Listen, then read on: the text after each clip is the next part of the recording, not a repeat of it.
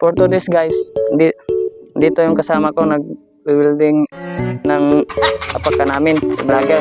Kaya tanungin natin kung inayos niya yung pag-welding ng apaka namin.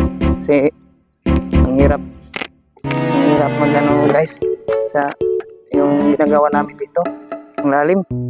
Ito, tingnan nyo guys.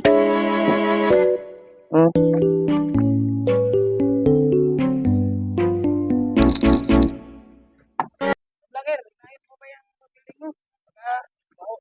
Mahulog tayo sa apaka natin yan sa baba.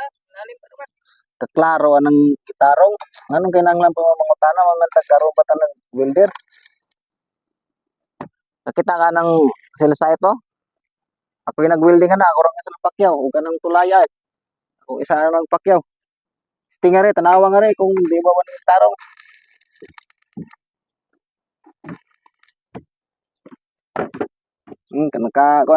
Tingin na sa ako ano. A few moments later. Di ba na kayo na? 10 years na ko rin nag-kuhan, welder. Oh, ay. Ito bang sinabi mong 13 years ka na nag-welding? Eh, baka 13 days lang to. Kasi pangit lang. palo ko lang. Pangit man ang kuhan, welding rod.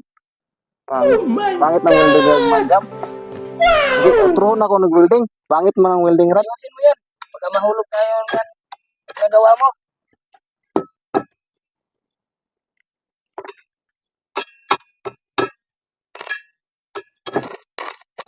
Years ka pa. Kung malaki mo yung 13 years mo, baka 13 days lang. Nag-video-video ka pa dyan. Nag-video-video ka pala. Patayin mo na yan.